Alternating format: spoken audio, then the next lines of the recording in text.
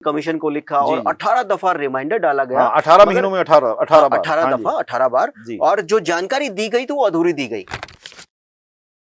कोई जवाब चाहते हैं तो जो संवैधानिक संस्थाएं हैं उनके थ्रू आए। वो कहते तुम कोर्ट क्यों नहीं जाते, अगर तुम्हारे पास प्रूफ है तो कोर्ट क्यों नहीं जाते तुम। राहुल गांधी से ये सवाल बीजेपी के लीडर करते हैं या सत्ता पक्ष करता है कि अगर तुम्हारे पास सबूत हैं, तुम्हारे पास सब कुछ है, तो कोर्ट क्यों नहीं जाते तुम। कुछ मैच्योर हो गए हैं, मैच्योर हो गए हैं, वो बड़े लीडर बन गए हैं, ऑपोजिशन लीडर हैं। भाजपा की आईटी सेल जो उनकी जब पीसी होती है तो डायरी पेन लेके बैठती है, तो अब उनको कम चीजें मिलती हैं ट्रोल करने के लिए, पहले ज्यादा मिलती थी। अनिल विज ने उनको ये कहा कि जितना मैंने लिख दिया उसी पे खेल जाओ, और आगे मैं कुछ नहीं कहूंगा, जितना मैंने कर दिया उसी पे खेलना है तुमने, बस खेल जाओ। जो प्रेस कॉन्फ्रेंस की उसमें कहा कि राहुल गांधी देश में श्रीलंका और नेपाल जैसा माहौल बनाना चाहते हैं, इसीलिए बार बार वो यूथ को भड़काने की कोशिश करते हैं। उन्होंने किसी और ढंग से इसको पेश कर दिया, जबकि राहुल गांधी खुद एक यूथ लीडर है, नई पीढ़ी के लीडर है। वो वैसे तो फिट है, उम्र चाहे उनकी 50 प्लस हुई हो, मगर फिट है। नहीं, नेता की उम्र, इतनी उम्र तो यंग की नहीं जाती है ना, जितनी उनकी है वो यूथ ही है अभी। दैनिक सवेरा पॉलिटिकल गपशप में आपका स्वागत है। मैं हूं राहुल आर्य और आज पॉलिटिकल गपशप में मुद्दा रहेगा राहुल गांधी की प्रेस कॉन्फ्रेंस का। राहुल गांधी ने एक बार फिर हाइड्रोजन बम के नाम से प्रेस कॉन्फ्रेंस की। हालांकि हाइड्रोजन बम का उनका जो सस्पेंस है वो अभी बरकरार है, और उन्होंने कहा है कि कुछ दिनों के बाद जो हाइड्रोजन बम है वो फूटेगा वोट चोरी के मुद्दे को लेकर। मगर आज फिर वो ज्ञानेश कुमार जो मुख्य चुनाव आयुक्त हैं उन पे निशाना साध गए और बहुत सारी चीजें आज वो फिर कह गए। पहली जो प्रेस कॉन्फ्रेंस उनकी थी वोट चोरी को लेकर, उसके अंदर भी उन्होंने आरोप लगाए थे, ज्ञानेश कुमार पर भी आरोप लगाए थे, बाकी जो सत्ताधारी दल है उस पे भी आरोप लगाए थे। आज फिर उन्होंने कुछ सबूत पेश किए हैं। उन्होंने वही जो पुराना पैटर्न था उनका जो प्रेस कॉन्फ्रेंस करने का, खड़े होकर उसी तरीके से उन्होंने आज भी प्रेस कॉन्फ्रेंस की, और तमाम आरोप जो इलेक्शन कमीशन पे उन्होंने पहले लगाए थे वो तमाम आरोप उन्होंने फिर दोहराए हैं। खैर, इन तमाम चीजों पर डिस्कशन के लिए, चर्चा के लिए और गपशप के लिए हमारे साथ विनय राणा जी हैं। पंजाब की राजनीति के साथ साथ देश की राजनीति को भी बड़े अच्छे तरीके से समझते हैं। राणा जी, सबसे पहले बात कर लेते हैं राहुल गांधी की प्रेस कॉन्फ्रेंस की। राहुल गांधी की प्रेस कॉन्फ्रेंस को एज ए जर्नलिस्ट आप कैसे देखते हैं? देखिए, राहुल गांधी ऑपोजिशन के लीडर हैं, जाहिर है कि उन्हें सरकार पर सवाल उठाने हैं, सरकार की कार्यप्रणाली पर सवाल उठाने हैं, और वो तो सीधा कुछ मुद्दों को लेकर भी आज तो सामने आए हुए थे, जैसे SIR हो गया और वोट चोरी हो गया। ये दो मुद्दों को लेकर वो आज उन्होंने प्रेस कॉन्फ्रेंस की थी। लेकिन उन्होंने जो शब्दावली का इस्तेमाल किया, हाइड्रोजन बम, ये जो सरकारी पक्ष है ना, इसको किसी और तरह ले रहा है। वो सरकारी पक्ष कहता है कि यानी आपने देखा होगा कि आज जो है वो थोड़ा सा वैसा शब्द थोड़ा नेगेटिव हो गया।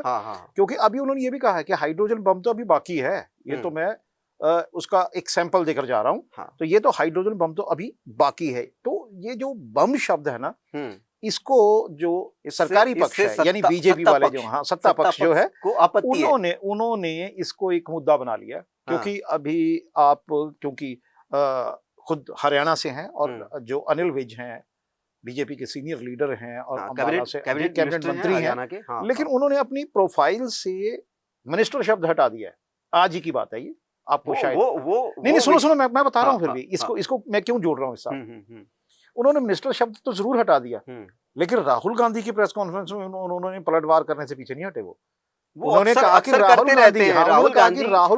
गांधी पे पर्सनल अटैक वो करते रहते हैं। वो कहते हैं राहुल गांधी एक ऐसा नेता है जो अपने ही देश पर बम गिराना चाहता है।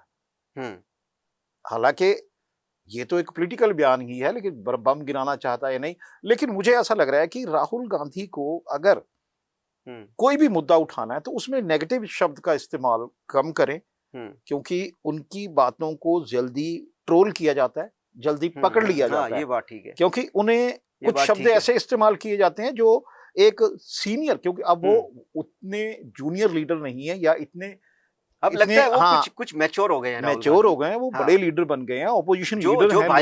भाजपा की आईटी सेल जो उनकी जब पीसी होती है तो डायरी पेन लेके बैठती है, तो अब उनको कम चीजें मिलती हैं हाँ, ट्रोल करने के लिए, पहले ज्यादा मिलती थी। देखिए होता ऐसा है कि जब भी आप सत्ता पक्ष के खिलाफ बोलना शुरू होते हैं तो आपको बहुत नपे तुले शब्दों का इस्तेमाल करना पड़ता है। उसकी वजह यह है कि जो सत्ता पक्ष है उसके पास मशीनरी भी ज्यादा है, उसके पास लोग भी ज्यादा हैं जो नोट करने के लिए बैठे हुए हैं। एक एक लीडर हो सकता है ये पहले ही ड्यूटी लगाई होती, जब अभी इंफॉर्मेशन ही आती है, जैसे इंफॉर्मेशन आई कि राहुल गांधी आज 10 बजे प्रेस कॉन्फ्रेंस करेंगे। पहली तो बात है वो 10 बजे प्रेस कॉन्फ्रेंस करने नहीं आए, फिर 10:30 बजे टाइम हुआ, 10:30 बजे भी नहीं आए, फिर 11 बजे टाइम हुआ, 11:30 बजे भी नहीं आए वो। उसके क्या होता है कि जब ये जो मीडिया के लोग हैं ना, मीडिया पर्सन्स जो हैं, इनकी प्लानिंग होती है ना कि आगे से आगे कहाँ जाना है, कहाँ जाना है, और खासकर जो बहुत बड़े स्तर पर जो पत्रकार हैं उनकी तो बहुत प्लानिंग होती है। तो वो 1 घंटा या सवा घंटा इंतजार करना, वो फ्रस्ट्रेशन और भी सामने आ जाती है।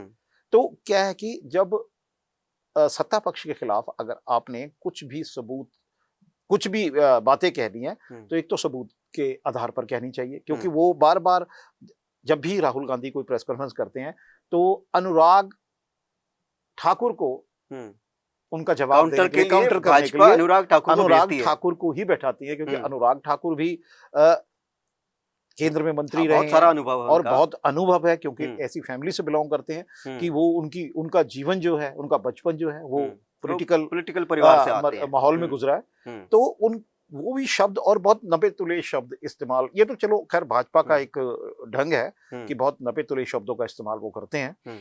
तो आज भी उन्होंने ये बात ही कही है, अनुराग ठाकुर ने ये बात कही है कि अगर राहुल गांधी, सर अनुराग ठाकुर पे आएंगे, पहले राहुल गांधी की बात कर रहे हैं। मैं राहुल गांधी की कोई जवाब दिया अभी आपने अनिल विज का जिक्र किया। अनिल विज अक्सर सवाल उठाते हैं जी, मैं आपको बता दूं, अनिल विज अक्सर सवाल उठाते हैं, और वो ऐसा नहीं कि राहुल गांधी पर ही सवाल उठाते हैं, वो अपनी सरकार पर भी उठा देते हैं सवाल। हाँ, बोलते समय ये नहीं देखते। कुछ दिन पहले उन्होंने, मैं आपको बताता हूँ, कुछ दिन पहले उन्होंने अपने ट्विटर हैंडल पे एक पोस्ट डाली कि जो हरियाणा, माफ करना, अंबाला जो कॉन्स्टिट्यूएंसी है, अंबाला के अंदर, पूरे के पूरे अंबाला एरिया के अंदर कुछ पैरेलल बीजेपी चल रही है, समानांतर बीजेपी चल रही है, और उसको जो है वो समर्थन प्राप्त है ऊपर वालों का जी।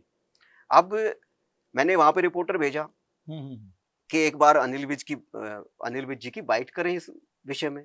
तो अनिल विज ने उनको ये कहा कि जितना मैंने लिख दिया उसी पे खेल जाओ, और आगे मैं कुछ नहीं कहूंगा, जितना मैंने कर दिया उसी पे खेलना है तुमने, बस खेल जाओ। तो दूसरा फिर वो कल उन्होंने एक कारनामा और करा है। कोई भी मिनिस्टर अगर होता है, कोई कॉन्स्टिट्यूशनल या इलेक्टोरल कोई भी पॉलिटिक्स में है, उसके पास कोई पद है, अगर वो मिनिस्टर हैं सरकार में तो वो चुने हुए नुमाइंदे हैं, और जब कोई भी होता है तो अपने डेजिग्नेशन को साथ लगाता है। जैसे मिनिस्टर है तो Anil Vij minister, cabinet minister, कोई भी मिनिस्टर है तो वो प्राउड फील करता है, गर्व की अनुभूति होती है कि हम मंत्री हैं, हम विधायक हैं। मगर कल उन्होंने नया कारनामा करा कि जो भी उनके सोशल मीडिया के, ट्विटर या जो भी फेसबुक या जहां भी उनका अकाउंट है, जो भी उनके सोशल मीडिया, उन्होंने वहां से मिनिस्टर शब्द को हटा के अनिल विज, अंबाला कैंट, हरियाणा और इंडिया भारत लिख दिया। अब उनसे आज पूछा गया कि जी ये जो पीछे वाली जो सीरीज चल रही है नाराजगी की, आपने पहले भी सरकार पे सवाल उठाए हैं, तो क्या उसी कड़ी में इसको देखा जाए? तो वो आज भी उनका इशारा वही था कि नहीं, जो मैंने कर दिया उसी पे खेल जाओ। तो ये तो हुआ अनिल विज का, वो सवाल उठाते रहते हैं, खुद की सरकार पे भी, बड़े बड़े जो अधिकारी हरियाणा सरकार में उन पे भी उठा देते हैं। राहुल गांधी पे तो वो विपक्षी दल है, राहुल गांधी कांग्रेस का विपक्षी दल है, तो वो तो सत्ताधारी दल है, वो तो अमूमन उठाता ही है, स्वाभाविक सी बात है। मगर मेरा सवाल आपसे ये था, मैं ये जानना चाह रहा था कि राहुल गांधी ने प्रेस कॉन्फ्रेंस करी है, और प्रेस कॉन्फ्रेंस में उन्होंने कई दफा यूथ वर्ड भी यूज किया है, युवाओं की शक्ति, वो चीज भी उन्होंने करी है। क्या राहुल गांधी इस वोट चोरी के मुद्दे पर क्या लोगों से आपको लगता है कि कनेक्ट हो रहे हैं, और जो आम जनमानस है वो उनके साथ इस वोट चोरी के मुद्दे पे अपनी कनेक्टिविटी को क्या मतलब सुचारू रूप से मान रहा है कि हाँ कनेक्टिविटी चल रही है, या एक दूसरे से जुड़ाव हो रहा है?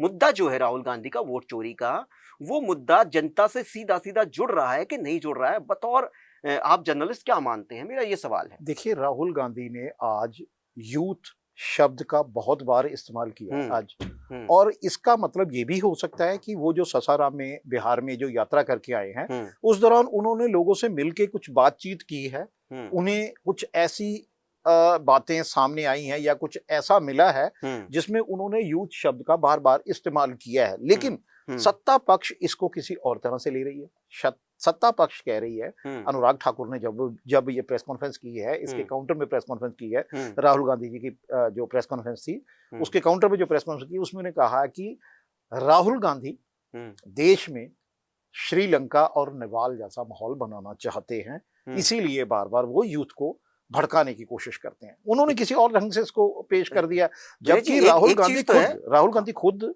एक यूथ लीडर है, नई पीढ़ी के लीडर है। वो वैसे तो फिट है, उम्र चाहे उम्र 50 प्लस हुई हो मगर फिट है। नहीं, नेता की उम्र इतनी उम्र तो यंग की नहीं जाती है ना, जितनी उनकी है वो यूथ ही है अभी। तो क्योंकि राहुल गांधी पहले जो लीडर थे अब वो उससे हट के लीडर है, क्योंकि वो जमीन पर उतर आए हैं। बिल्कुल अब लीडर ग्राउंड लेवल पे, हाँ, लीडर ऑफ ऑपोजिशन शायद उन्हें इसीलिए अब बनाया गया है कि वो इस काबिल हैं अब। लेकिन जब भी वो कुछ प्रेस कॉन्फ्रेंस करते हैं या कोई बयान देते हैं उसमें कुछ ना कुछ ऐसा जरूर हो जाता है कि उनको उस चीज पर पकड़ लिया। वाली आईटी सेल है वो डायरी में नोट कर लेती है। हाँ, डायरी में नोट करके उसको गोला मार लेते हैं, वो उसको राउंड अप करके तो उसी पे खेल जाते हैं वो। जैसे आपने भी शब्द इस्तेमाल किया अनिल विज कहते हैं कि इसी पे खेल लो, है ना। तो उनको तो बीजेपी को ज्यादा नहीं मिलता तो उसी पे खेल जाते हैं, जितना मिला है। बिल्कुल, जितना मिला है उसी पे खेल जाओ। लेकिन बीजेपी ने ये भी कहती है, बीजेपी पहले भी कहा था उन्होंने, अब भी कहा है भाजपा के लीडरों ने, जिन्होंने भी, क्योंकि अब तरुण चुग जी ने का भी बयान आया कि राहुल गांधी को अगर ऐसी जो संवैधानिक संस्थाएं हैं इन पर बयानबाजी नहीं करनी चाहिए, उन पे जो उन पर जो भरोसा है लोगों का उस पर अटैक नहीं करना चाहिए, क्योंकि ऐसे भरोसा लोकतांत्रिक व्यवस्था को कमजोर नहीं करना चाहिए। ये सभी लीडर कहते हैं, इवन के, हालांकि राहुल गांधी के हक में भी पंजाब के जो प्रधान है, कांग्रेस के प्रधान है राजा वड़िंग ने, उन्होंने कहा है कि जो राहुल गांधी तथ्यों पर बात करते हैं और राहुल गांधी बार बार ये बात कह रहे हैं कि SIR पहले क्यों नहीं करवाया गया, या तो अभी इलेक्शन के टाइम पे ऐसा क्यों करवाया, ऐसा क्यों करवाया जा रहा है। जैसे आज कर्नाटक के जो आलंदा क्षेत्र है, आलंदा राजौरा, राजौरा, वहां से उन्होंने जो उम्मीदवार थे कांग्रेस के, वहां पे उनको बुलाया बाकायदा मंच पर आज राहुल गांधी ने, और उनके साथ एक ऐसी वोटर लड़की भी थी जिसकी वोट एप्लीकेशन मूव की गई थी, जिसकी वोट काटने की, उन्होंने डिनाई किया ऑन रिकॉर्ड, मैंने तो एप्लीकेशन मूव करी नहीं। उसके नाम पर जो एप्लीकेशन शो हो रही है वो करी मैंने मूव नहीं की। तो राहुल गांधी का ये कहना था कि बार बार जो कर्नाटक के अधिकारी हैं उन्होंने ID मांगी उसकी, कि हमें उस ID से, जिस ID से एप्लीकेशन मूव हुई है, हमें वो ID दीजिए। यानी वो जो सोशल मीडिया से जुड़ी हुई, कह सकते हैं कि जो सोशल मीडिया से जुड़ी हुई जो जड़ें होती हैं किसी भी चीज को भेजने या लाने के लिए, वो उसकी जानकारी मांगी गई थी, जो राहुल गांधी के मुताबिक जो चुनाव आयोग ने नहीं दी। कांग्रेस की सरकार है और राहुल गांधी ने ये कहा कि कर्नाटका के अंदर जो जिस तरीके की ये गड़बड़ियां हैं उनको लेकर वहां की CID ने सरकार को लिखा, सरकार की तरफ से इलेक्शन कमीशन को लिखा गया, या डायरेक्ट CID ने, सरकार का ही अंग होती है, उन्होंने इलेक्शन कमीशन को लिखा और 18 दफा रिमाइंडर डाला गया। 18 महीनों में 18 बार, और जो जानकारी दी गई तो वो अधूरी दी गई, ऐसा उनका एलिगेशन है इलेक्शन कमीशन पे। और इलेक्शन कमीशन की ओर से बार बार ये कहा जाता है कि अगर कोई चीज, अगर आपको लगता है कि गलत हो रहा है तो थ्रू ए प्रॉपर वे से आप आइए। यही बात मैं आपको कहने वाला था कि अगर राहुल गांधी कोई जवाब चाहते हैं तो जो संवैधानिक संस्थाएं हैं उनके थ्रू आए। वो कहते तुम कोर्ट क्यों नहीं जाते, अगर तुम्हारे पास प्रूफ है तो कोर्ट क्यों नहीं जाते तुम। राहुल गांधी से ये सवाल बीजेपी के लीडर करते हैं या सत्ता पक्ष करता है कि अगर तुम्हारे पास सबूत हैं, तुम्हारे पास सब कुछ है, तो कोर्ट क्यों नहीं जाते तुम। और ऐसा एक बार नहीं, ये तीसरी बार। एक चीज तो है, कोई भी लीडर है उसके पास अगर कोई ऐसे तथ्य होते हैं तो प्रेस कॉन्फ्रेंस करने का अधिकार तो होना चाहिए। नहीं, प्रेस कॉन्फ्रेंस तो कर ही रहे हैं, वो प्रेस कॉन्फ्रेंस तो कर ही रहे हैं, लेकिन प्रेस कॉन्फ्रेंस के बाद अगर प्रेस कॉन्फ्रेंस में उनकी बातों पर अमल नहीं किया जा रहा तो जाहिर है कि कोर्ट है और तरीके हैं बहुत सारे जो, और कांग्रेस में वकीलों की कमी नहीं है, कांग्रेस में तो बहुत सीनियर वकील हैं, बहुत बड़े बड़े वकील हैं। कांग्रेस जब बनी थी तब उसमें 95% वकील ही थे, वकीलों ने ही बनाई है, समझ लो। वकीलों ने, क्योंकि अगर जिस ताकत से उस वक्त वो कांग्रेस लड़ रही थी, उनके लिए कानून की समझ होनी बहुत जरूरी थी, इसीलिए कांग्रेस को सबसे पुरानी पार्टी कहा जाता है और कांग्रेस का जो आजादी में बहुत बड़ा योगदान था, इसीलिए था क्योंकि वो लोग जो कांग्रेस के साथ जुड़े हुए थे उन लोगों को कानून की पूरी तरह से समझ थी। तो आज भी अगर ऐसा कुछ है, कांग्रेस किसी तरह का जवाब चाहती है या राहुल गांधी किसी तरह का जवाब चाहते हैं, तो वो प्रॉपर वे जवाब मांगे जब उन्हें लग रहा है सही रास्ते से जाएं। बार बार मैं प्रेस कॉन्फ्रेंस कर रहा हूं, प्रेस कॉन्फ्रेंस करके एलिगेशन लगाने तक सीमित ना रहे, बिल्कुल वो उसको प्रॉपर वे से उसको आगे बढ़ाएं, फॉरवर्ड करें। जब कोर्ट वो जाएंगे, अगर कोर्ट कोई ऑर्डर पे प्लेस करेगा, कोर्ट कोई ऑर्डर देगा, तो उसमें क्या है कि लोगों को भी ये लगता है कि हाँ भाई अब प्रॉपर वे से एक ऑर्डर हुआ है और ये सही हो सकता है, अब तो देना ही पड़ेगा। तो तब उनको देना भी उनकी मजबूरी हो जाएगी, फिर चाहे इलेक्शन कमीशन है चाहे भारत सरकार है, उनको उन सबूतों पे या जो डिमांड्स होंगी, जो मांग होगी उनकी, उसको देना भी जरूरी हो जाएगा और हो सकता है उसमें से कुछ निकल भी आए। लेकिन राहुल गांधी क्या करते हैं कि प्रेस कॉन्फ्रेंस करते हैं, एक भाषा में कहा जाता है कि एक शोषा छोड़ते हैं और चले जाते हैं, जबकि होना ये चाहिए, वो जैसे अनुराग ठाकुर ने कहा कि हिट एंड रन करते हैं राहुल गांधी, कीचड़ उछालते हैं और चले जाते हैं बस। ये चीजें हैं कि जो सत्ता पक्ष है, सत्ता पक्ष से अगर आपको कुछ चाहिए तो, क्योंकि सत्ता पक्ष को ताकतवर एक चीज पक्ष माना जाता है। विनय जी, एक चीज तो है कि जैसे राहुल गांधी ने एक हद तक तो हमें ये मानना पड़ेगा कि लॉजिकल बातें तो करते हैं। अब जिसकी तरफ से एप्लीकेशन मूव की गई वोट काटने की, अब वो खुद आके डिनाई कर रहे हैं कि नहीं हमारी तरफ से तो नहीं हुआ। दूसरी चीज, वो जैसे हरियाणा का जिक्र करते हैं, महाराष्ट्र का जिक्र करते हैं, कर्नाटक का जिक्र करते हैं, और अब बिहार के अंदर चुनाव होने वाले हैं, उनको आशंका है कि बिहार के अंदर भी ऐसा ही होगा। बाकी उत्तर प्रदेश का वो जिक्र करते हैं। और जैसे देखिए हरियाणा का हम फॉर एग्जांपल उदाहरण के तौर पे हरियाणा का उठाएं, तो हरियाणा में जब लोकसभा के विधानसभा के चुनाव हुए थे, लोकसभा के चुनाव तो पूरे देश भर में हुए थे, विधानसभा के चुनाव जब हुए थे तो विधानसभा के चुनाव 5 अक्टूबर को विधानसभा की वोटिंग हुई थी और 8 अक्टूबर को काउंटिंग हुई थी। तो 5 अक्टूबर को जैसे शाम को वोटिंग हो जाती है और शाम के बाद फिर जो 5 बजे तक का जो आंकड़ा होता है वो रिलीज किया जाता है कि अभी तक 5 बजे तक इतनी वोटिंग हुई है। फिर 6 बजे तक 7 बजे तक जो 5 बजे अगर वो गेट बंद हो जाता है तो जितनी भी जो वोटर खड़े होते हैं उनकी परसेंटेज कास्ट होती है। जी जी हाँ बिल्कुल। तो वोटिंग का आंकड़ा रिलीज करता है इलेक्शन कमीशन। मगर इलेक्शन कमीशन आजकल सब कुछ अपडेट है, ऑनलाइन है, एक क्लिक से सारी चीजें हो जाती हैं। इलेक्शन कमीशन का जो वोटिंग परसेंटेज का आंकड़ा है वो 7 तारीख तक चला। 7 को शाम को भी इलेक्शन कमीशन की तरफ से डेटा करेक्ट किया गया, मतलब अपडेट किया गया। तो 5 को इलेक्शन हुआ तो 6 तारीख को कर सकते थे क्योंकि शाम को काउंटिंग हो गई थी। 6 को भी ना कर, 6 को भी डाटा आया, फिर 7 को भी आया। और ऐसा ही लोकसभा चुनाव में भी हुआ। लोकसभा चुनाव में तो 10 दिन के बाद भी जो डेटा था, आंकड़ा था वोटिंग परसेंटेज का, वो अपडेट किया गया।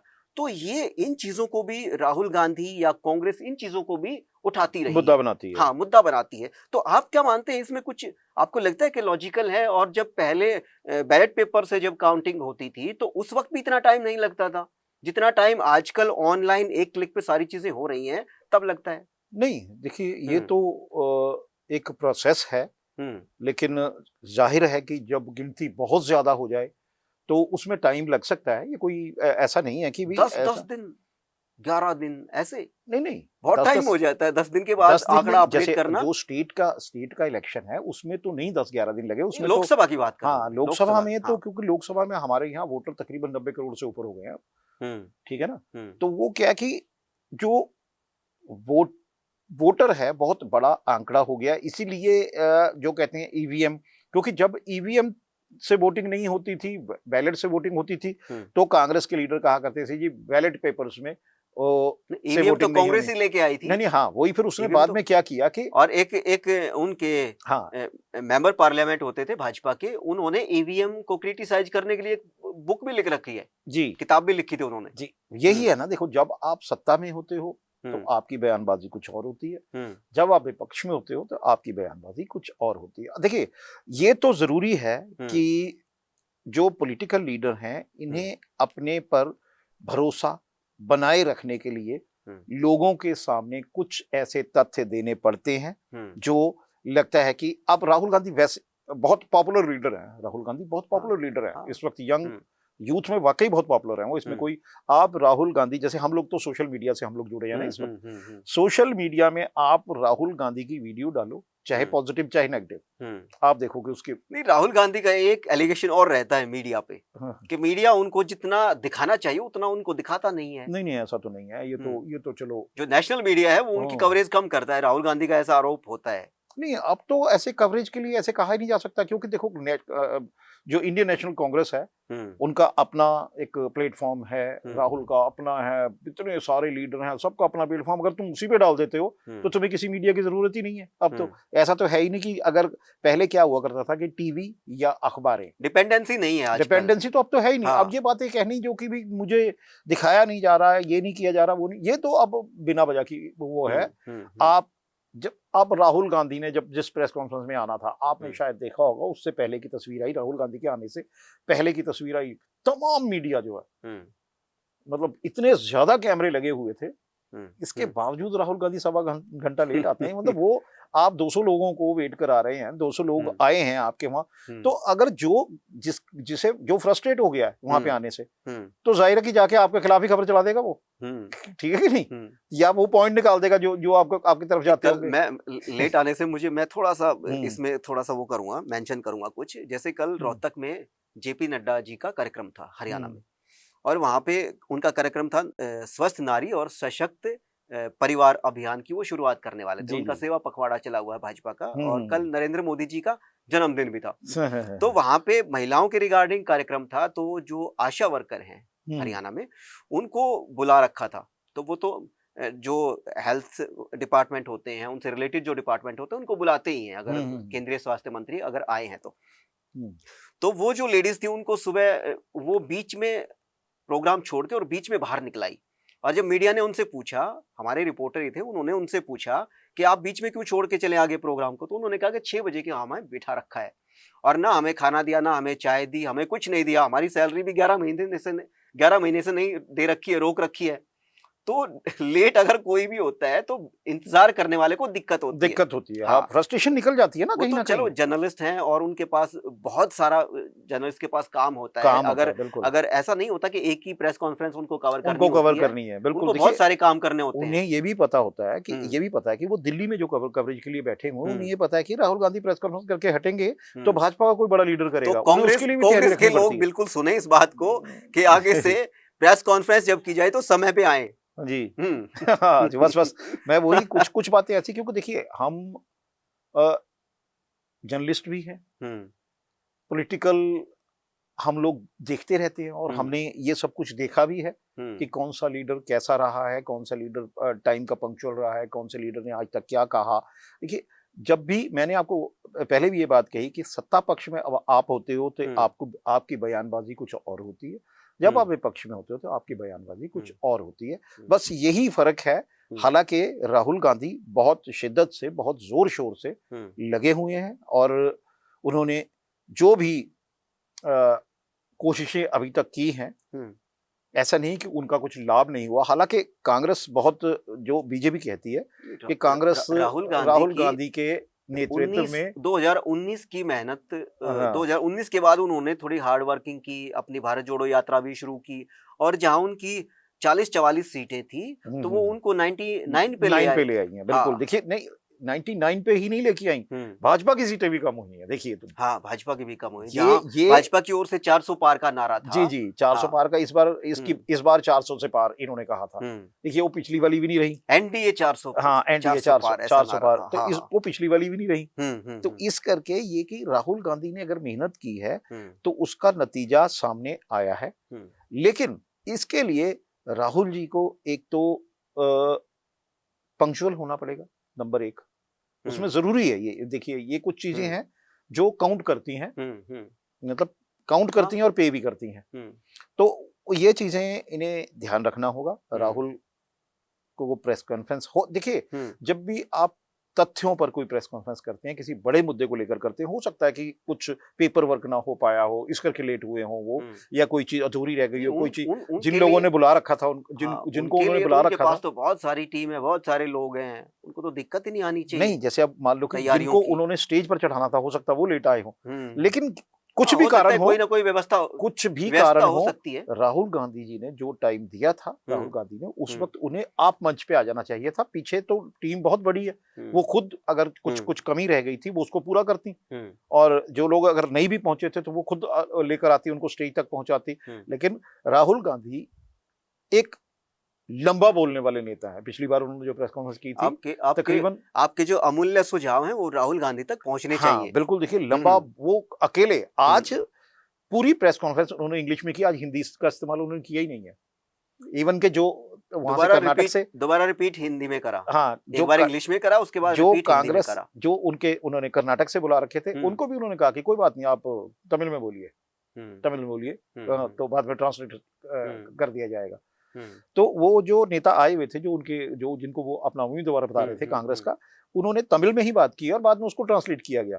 तो ये क्या है कि अगर राहुल गांधी हिंदी और इंग्लिश में प्रेस कॉन्फ्रेंस करना चाहते हैं तो काफी समय तो वो खुद ही बोल सकते हैं। तो आज लेट आने की वजह जो है वो ये नहीं, हालांकि मैंने ये बात कही, तो राहुल गांधी के लेट आने की वजह से पीछे पड़ गए। नहीं, देखिए मुझे ऐसा लगता है कि जब भी जैसे मैं जब फील्ड में हुआ करता था, तो उस वक्त अगर कोई लीडर लेट आता था तो तकरीबन क्या होता था कि उस वक्त बड़ा सीमित मीडिया हुआ करता था, इतना बड़ा तामझाम, क्योंकि सोशल मीडिया नहीं था, तो गिनती के चैनल हुआ करते थे और गिनती के ही अखबार हुआ करते थे। तो अब तो बहुत बड़ा दायरा हो गया है ना, लेकिन उस वक्त थोड़े हुआ करते थे। तो क्या होता था कि कई बार फ्रस्ट्रेशन में ये चलो यार छोड़ो, नहीं अगर आया तो कोई बात नहीं। हालांकि राहुल जैसे लीडर को तो नहीं कोई भी मिस कर सकता, उनको कौन मिस करेगा, लेकिन उस वक्त भी बड़े लीडर हुआ करते थे। लेकिन ये जरूर है कि पत्रकार जो हैं वो टाइम पे सवाल जरूर उसी वक्त उठा दिया करते थे, उसी वक्त कह दिया करते थे उसको। ये जो है बोल देते हैं बहुत ये सारे। मुद्दा अब भी वैसे का वैसा ही है, जर्नलिस्ट अब भी वही है और जर्नलिस्ट का नेचर भी वही है। और ऐसे ही जो पॉलिटिकल लीडर हैं उनको लोगों में भरोसा बनाने के साथ साथ मीडिया में और अपने पार्टी के वर्करों में भरोसा बनाना बहुत जरूरी है। अब सर मैं ना समापन की ओर लेके चलूंगा, मगर थोड़ा सा गंभीर सवाल आपसे करूंगा, बड़ा सीरियस सा सवाल है। बोलिए। कि जब इस तरीके से क्वेश्चन मार्किंग होती है, चाहे राहुल गांधी कोई सवाल उठाए या राहुल गांधी के अलावा और भी कोई लीडर हो वो सवाल उठाए, और सवाल जब इलेक्शन कमीशन पे उठता है, इलेक्शन कमीशन का काम होता है फ्री एंड फेयर इलेक्शन करवाना और अगर किसी भी लोकतांत्रिक प्रणाली के अंदर, किसी भी डेमोक्रेटिक सिस्टम के अंदर अगर इलेक्शन पर ही सवाल खड़ा हो जाए तो फिर सारी की सारी जो डेमोक्रेसी है, सारा का सारा जो लोकतंत्र है वो कहीं ना कहीं पीछे चला जाता है और कहीं ना कहीं उस पे लोकतांत्रिक व्यवस्था जो है वो कहीं ना कहीं खतरे में लगती है कि जब चुनाव ही ठीक नहीं हो रहे तो फिर लोकतंत्र तो चुनाव पे ही टिका हुआ है, जनता की राय पे ही टिका हुआ है। तो क्या आप मानते हैं कि जो जवाब आते हैं इलेक्शन कमीशन की तरफ से राहुल गांधी की प्रेस कॉन्फ्रेंस के बाद, जैसे आज भी उन्होंने जवाब दिया कि राहुल गांधी के जो एलिगेशन है वो निराधार है, तो आपको क्या लगता है कि जिस तरीके से राहुल गांधी तथ्य रख रहे हैं और उसके रिप्लाई में जब इलेक्शन कमीशन कोई बात कहता है तो आपको क्या लगता है कि वो प्रमाणिक है, ऑथेंटिक है और इतना ही काफी है इलेक्शन कमीशन के हिसाब से, या इलेक्शन कमीशन को और जनता में विश्वास बढ़े इलेक्शन कमीशन का, और जो विश्वास उन आरोपों से कम होता है उस विश्वास को ठेस ना पहुंचे, ठेस ना लगे? क्या आपको लगता है कि इलेक्शन कमीशन की तरफ से कुछ और प्रयास किए जाने चाहिए? नहीं, देखिए इलेक्शन कमीशन जो एक सिस्टम है, संवैधानिक सिस्टम है, उसमें वो रोज तो आके सामने प्रेस कॉन्फ्रेंस नहीं कर सकते। ये तो आप भी जानते हैं राहुल जी, आप काफी देर वो रोज प्रेस कॉन्फ्रेंस नहीं कर सकते और हर पत्र का जवाब भी नहीं दे सकते। उनके तो वेबसाइट पर जो पड़ा है, जो वेबसाइट पर उन्होंने वेबसाइट पे अपलोड कर देना, या उनकी जवाबदेही सरकार को है, उन्होंने सरकार को देना, सरकार उसको सामने कैसे पेश करती है वो बात अलग है। लेकिन ये जरूर है कि जब भी राहुल गांधी, क्योंकि उन्होंने बार बार यही कहा, मैं दोबारा भी आपको ये बात कह रहा हूं कि बार बार यही कहा जाता है कि राहुल गांधी इस तरह से एक मंच पे खड़े होके जो लोगों को बताना शुरू कर देते हैं, यही चीज वो उठाकर कोर्ट में ले जाएं, कोर्ट में ले जाएं या किसी संवैधानिक संस्था से इस तरीके से पेश आए या इस तरीके से वो अपना पक्ष रखें कि सामने वाले को जवाब देना मजबूरी बन जाए। वो यही कहते हैं ना। तो लेकिन फिर ऐसा क्यों नहीं करते? राहुल गांधी ऐसा करें, उनके पास बहुत बड़ी टीम है, लीगल एडवाइजर्स हैं, लीगल लोग हैं, का रिश्ता या किस चीज को इलेक्शन कमीशन से प्रेस कॉन्फ्रेंस करने के बजाय सीधा मिलना चाहिए। बिल्कुल, मगर उनकी तरफ से ये कहा जाता है कि हम तो इलेक्शन कमीशन से हमारे नेता बहुत दफा मिल लिए हैं, हमें वो सेटिस्फाई कर नहीं रहे, हम उनकी कार्रवाई से, इलेक्शन कमीशन के जवाब से, कार्रवाई से संतुष्ट नहीं हो पाते, ये उनका कहना होता है। चलो मैं अंतिम सवाल आपसे करता हूँ विनय जी, कि जब भी राहुल गांधी की तरफ से इलेक्शन कमीशन के खिलाफ कोई पीसी करी जाती है, प्रेस कॉन्फ्रेंस की जाती है, तो इलेक्शन कमीशन का जवाब बाद में आता है, भाजपा की तरफ से जवाब पहले आता है। ये इस बात पे जो अपोजिशन है, कांग्रेस है, बाकी लोग भी हैं, वो इस बात पे सवाल खड़ा करते हैं कि काम तो इलेक्शन कमीशन का है जवाब देना, मगर उससे पहले ही भाजपा के लीडर प्रेस कॉन्फ्रेंस कर देते हैं। नहीं, देखिए, ये तो जब कोई पॉलिटिकल लीडर सवाल कर रहा है ना, तो सामने वाली जो पार्टी है जिस पे इल्जाम लग रहे हैं, वो जाहिर है कि पहले ही बोलेगी। वो तो पहले, ये तो स्वभाव है ना, ये तो राजनीति का स्वभाव है। नहीं, आज की जो प्रेस कॉन्फ्रेंस थी, शायद उसमें तो भाजपा पे, शायद जहां तक मैंने सुना, भाजपा पे तो कोई कमेंट नहीं किया, इलेक्शन कमीशन ज्ञानेश कुमार पर ही फोकस किया उन्होंने। नहीं, वोट चोरी जो है, वोट चोरी तो सरकार पर इल्जाम है ना, वो इलेक्शन कमीशन पे थोड़ी है। वो तो सरकार पे, सिस्टम पे, मतलब वो तो एक सवाल है ना कि वोट चोरी हो रहे हैं, एक आदमी की कितने वोट बने हुए हैं, या जिनके वोट काटे जा रहे हैं, वो एक टारगेट बना के, उन्होंने सीधा कहा कि ये कोई अचानक हुआ फैसला नहीं है, ये एक प्लान्ड वो है, क्या ऑपरेशन है, ये शब्द इस्तेमाल किया उन्होंने, राहुल ने आज, कि ये एक प्लान्ड ऑपरेशन है। बाकायदा फिगर में उन्होंने 6018 शब्द भी यूज किया है, 6000 से ज्यादा भी कह सकते थे कि 6000 से ज्यादा एग्जैक्ट फिगर बताई, फिगर दिया उन्होंने, एग्जैक्ट फिगर बताई है। बाकायदा उस जो सूची है, वोटर सूची है, उसकी कॉपीज उन्होंने सामने स्क्रीन पर दिखाई है, उस पर इशारे किए हैं, उनका नाम पढ़ा है बाकायदा। लेकिन अगर आपके पास इतने ज्यादा, इतने सटीक सबूत हैं, तो वो इलेक्शन कमीशन की बात माने, कोर्ट चले जाएं, सीधी सी बात है, कोर्ट चले जाएं और जवाब इलेक्शन कमीशन को देना ही पड़ेगा। मान लो अगर एक पॉलिटिकल पार्टी को जवाब नहीं दे रहे हैं, अगर मिलने के बाद जवाब नहीं दे रहे, तो आप कोर्ट चले जाओ। बार बार यही कहते हैं, भाजपा के लीडर भी यही बात कहते हैं और इलेक्शन कमीशन भी यही कहते हैं कि अगर आपके पास कुछ पक्के सबूत हैं, तो आप प्रॉपर चैनल उनको लेकर आइए, फिर आपको जवाब मिल जाएगा। ये आपका कहना ये है कि राहुल गांधी को प्रेस कॉन्फ्रेंस के साथ साथ जो बाकी विकल्प है अपनी बात रखने के, चाहे न्यायालय है, चाहे इलेक्शन कमीशन से फिर मिलना है, उनका भी प्रयोग करना चाहिए, आप ये मान रहे हैं? जी, बिल्कुल। चलिए, जब आज की डिस्कशन कुछ जोड़िए, कुछ ऐड करना है? हाँ, मैं वो जोड़ने लगा था कि जब लोकसभा का सेशन चल रहा था ना, उस वक्त ये मुद्दा उठा था, तो बीजेपी के लीडरों ने ये बात कही थी कि राहुल गांधी ये बात लोकसभा में क्यों नहीं उठाते, ये बाहर आके मतलब मीडिया के सामने क्यों बोलते हैं, लोकसभा में क्यों ये बात नहीं उठाते, क्योंकि वो संवैधानिक वहां पे रिकॉर्ड में नोट होगा ये बात, इसलिए वो लोग क्या करते हैं, राहुल गांधी कहते हैं मेरा माइक बंद कर देते हैं लोकसभा में। नहीं, ऐसा नहीं, राहुल गांधी बहुत लंबा बोलते हैं लोकसभा में भी, ऑपोजिशन लीडर है, उनको बहुत दफा उन्होंने कहा है कि मुझे बोलने नहीं देते, मेरा माइक बंद कर देते हैं। नहीं, वो ऐसा तो खैर मैंने तो जितनी देर तक मैंने सुना है, क्योंकि मैं साथ साथ उसको अपडेट करता हूं मैटर को, तो इसलिए मैंने तो ऐसा नहीं देखा। राहुल का माइक तो नहीं बंद करते देखा मैंने कि राहुल गांधी का माइक बंद कर दिया गया हो। हाँ, ये जरूर हो सकता है कि कुछ ऐसे लोग जो शोर मचा रहे हैं या वेल में जाने की कोशिश कर रहे हैं, जोर शोर किसी सत्ता पक्ष के किसी लीडर की बातचीत सुनने ही नहीं दे रहे, तब माइक बंद कर दिया गया हो तो कह नहीं सकते। लेकिन अगर ये कहो कि राहुल गांधी अकेले बोल रहे हैं और किसी तथ्य पर बोल रहे हैं और उनका माइक बंद कर दिया गया, ऐसा तो मैंने नहीं देखा। बाकी देखिए। चलिए सर, आपने पॉलिटिकल गपशप के लिए समय निकाला और कीमती टाइम आपने दिया। आपको बहुत सारे काम निपटाने थे इस दौरान, मगर आपने पॉलिटिकल गपशप के लिए समय निकाला। आपका बहुत बहुत शुक्रिया। Thank you so much. शुक्रिया। तो आज पॉलिटिकल गपशप में इतना ही राहुल गांधी के मुद्दे को लेकर चर्चा हुई है और राणा साहब की ओर से ये भी कहा गया है कि थोड़ा सा पंक्चुअलिटी और लेके आनी चाहिए राहुल गांधी को, किसी को वेट नहीं कराना चाहिए और खासकर जर्नलिस्टों को वेट नहीं कराना चाहिए। और एक चीज और मेन है इसके अंदर, एक चीज और बड़ी है कि राहुल गांधी को जो बाकी विकल्प हैं उन पर भी कहीं ना कहीं गौर करना चाहिए, सिवाय प्रेस कॉन्फ्रेंस के और सिवाय बयान के। खैर, आज की पॉलिटिकल गपशप में इतना ही। फिर हाजिर होंगे नई पॉलिटिकल गपशप के साथ। नमस्कार। नमस्कार।